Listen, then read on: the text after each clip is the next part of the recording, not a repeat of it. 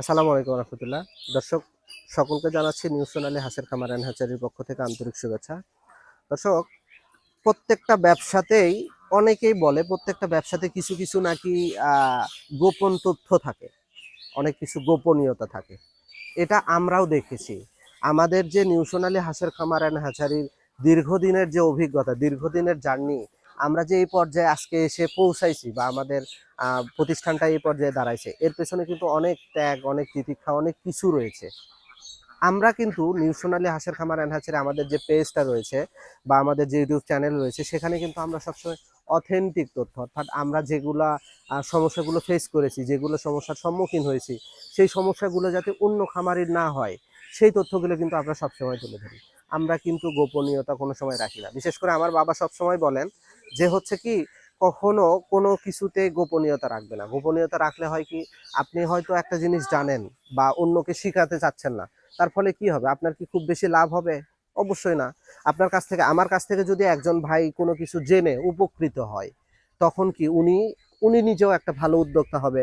উনিও কিন্তু উৎপাদন করে উনার নিজের উপার্জন বাড়বে, পাশাপাশি দেশের জন্য একটা ব্যবস্থা রাখবে। যার ফলে কি হবে? আমি কি ক্ষতির সম্মুখীন হব?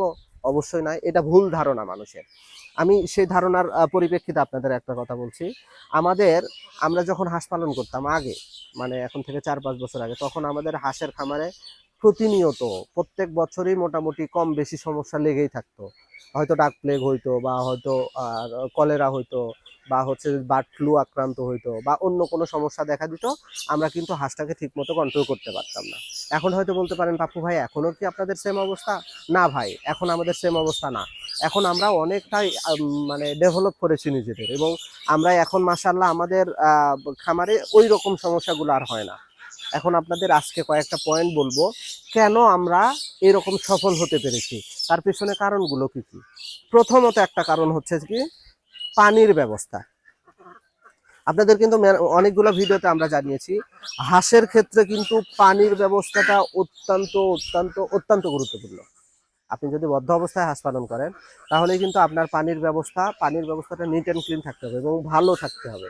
তাহলে হবে কি, আপনার হাঁসটা সুস্থ থাকবে, হাঁস পর্যাপ্ত পরিমাণে গোসল করতে পারবে, হাঁস শারীরিকভাবে সুস্থ থাকবে। ফলে কি হবে, আপনার খামারে রোগ বালাই বিভিন্ন ধরনের সমস্যাগুলো আর হবে না। আমাদের যে হাউসটা দেখতে পাচ্ছেন, এটা কিন্তু আমার বাবার প্রায় 17-18 বা 20 বছরের আর অভিজ্ঞতার পরে আমরা এরকম হাউস সিস্টেম করেছি।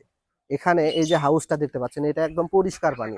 আমরা প্রত্যেক দিন দিনে 2 বার থেকে 3 বার আমরা পানিটা অল্টারনেট করি, চেঞ্জ করে দিই। যার ফলে হয় কি, পানিটা ভালো পানি হয় এবং হাঁসগুলো সুস্থ থাকে।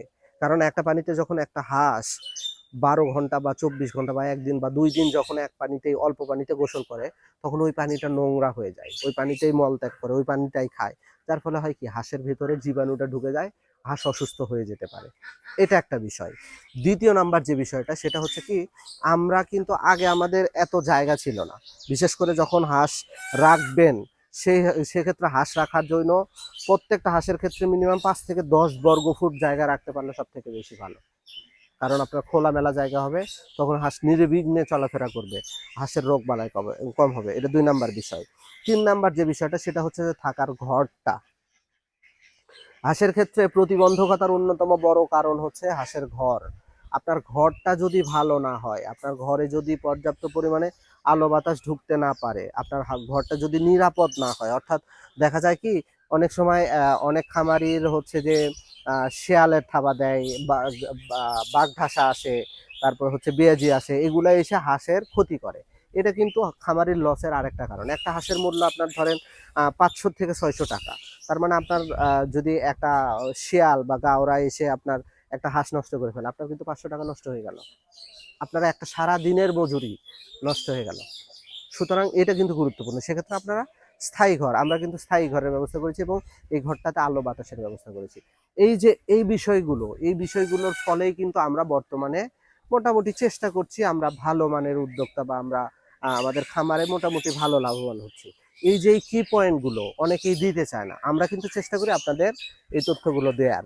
পাশাপাশি আপনারা আরো কি ধরনের তথ্য পেতে চাচ্ছেন, সেই জন্য কিন্তু আপনারা আমাদের সাথে যোগাযোগ করতে পারেন। আমাদের সাথে যোগাযোগ করলে আমরা চেষ্টা করব আপনাদের যথাযথ তথ্য বা পরামর্শ দিয়ে হেল্প করার। ধন্যবাদ সকলকে। আসসালামু আলাইকুম।